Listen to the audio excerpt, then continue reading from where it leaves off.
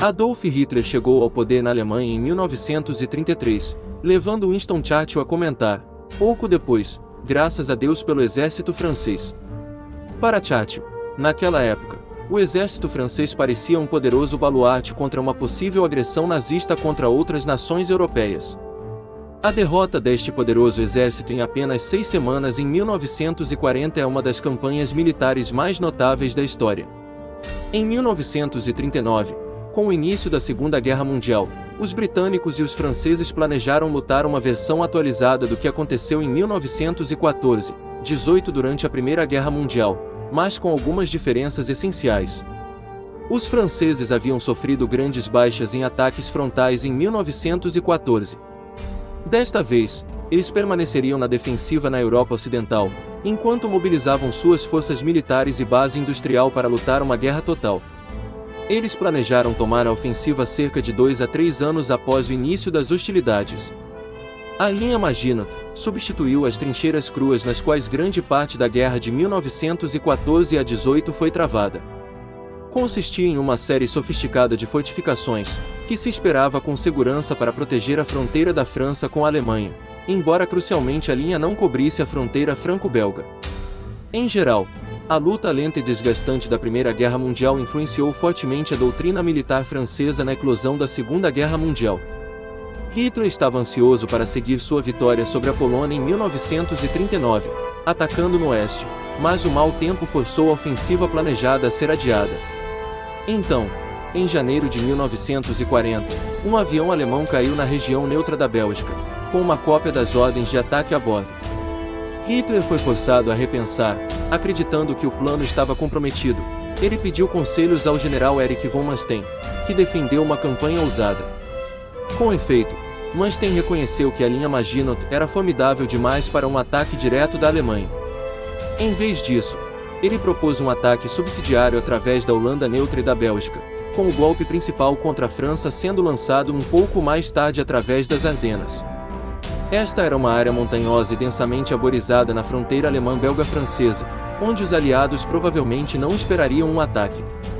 O plano era confiar fortemente nas técnicas de blitzkrieg surpresa, guerra relâmpago. Ao contrário da crença generalizada, os alemães tinham menos tanques do que os aliados, 2.500 contra 3.500, neste momento.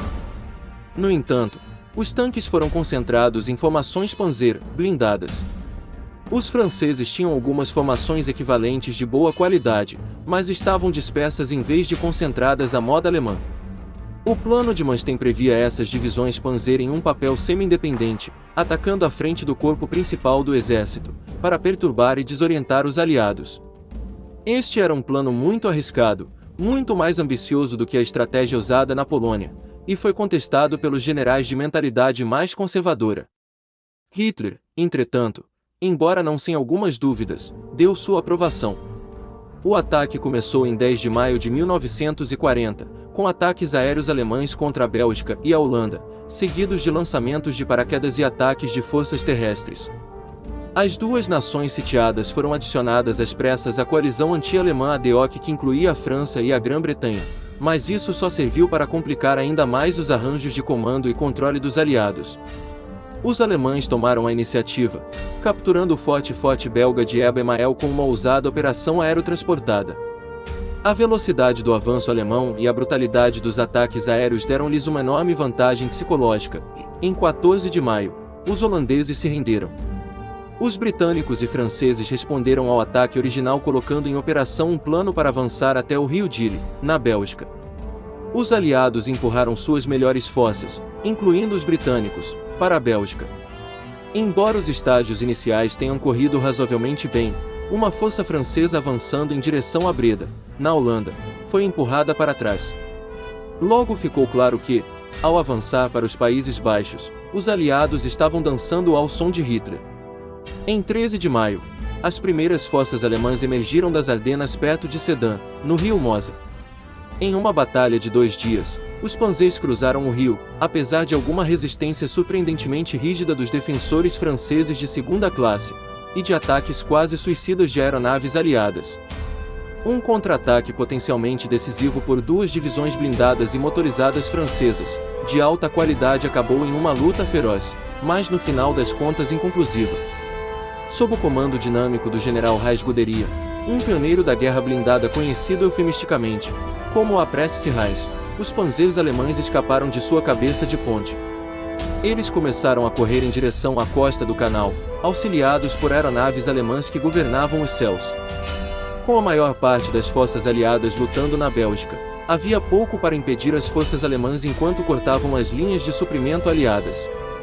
As pontas de lança alemãs alcançaram o Canal da Mancha em 20 de maio. Sem uma reserva estratégica central, os aliados tentaram retirar seus exércitos da Bélgica para responder à nova ameaça que surgia em sua retaguarda. E os alemães não tinham tudo à sua maneira, pois as forças francesas sob Charles de Gaulle mostraram como os flancos das forças alemãs eram vulneráveis a contra-ataques ousados. Então, em Arras, em 21 de maio, uma pequena fossa de tanques e infantaria britânicos deu uma recepção rude à 7ª Divisão Panzer de Erwin Rommel. No entanto, isso tudo era muito pouco, muito tarde. Com as forças alemãs avançando pela Bélgica e os panzers subindo do sul e do oeste, os aliados foram cercados. O exército belga se rendeu em 28 de maio, deixando um buraco no flanco britânico das forças aliadas. O alto comando aliado parecia paralisado. O general Weygand substituiu o general Gamelin como comandante-em-chefe francês, mas não fez diferença. Então, o general Lord Gort, comandante da Força Expedicionária Britânica, BEF, em 4 de maio tomou a decisão moralmente corajosa de abandonar seu papel em um contra-ataque anglo-francês projetado, e recuou nos portos do canal. Os franceses, sem surpresa, consideraram isso uma traição, mas a decisão de Gort salvou o BEF. Entre 26 de maio e 4 de junho, uma evacuação por mar organizada às pressas, de codinome Operação Dínamo, levantou 338 mil soldados aliados de Dunquerque.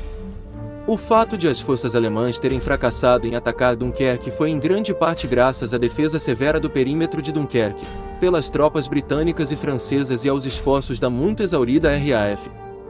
Embora, como Churchill, que se tornou o primeiro-ministro em 10 de maio, corretamente comentou, as guerras não se ganham com a evacuação, o Dínamo foi uma vitória de importância incalculável para o BEF. O retorno das tropas, mesmo sem muito de seu equipamento, deu à Grã-Bretanha uma base para reconstruir o exército, abrigando-se atrás da Marinha e da RAF. Também fortaleceu a credibilidade da insistência de Churchill de que a Grã-Bretanha continuaria lutando, influenciando assim os Estados Unidos neutros numa época em que a ajuda americana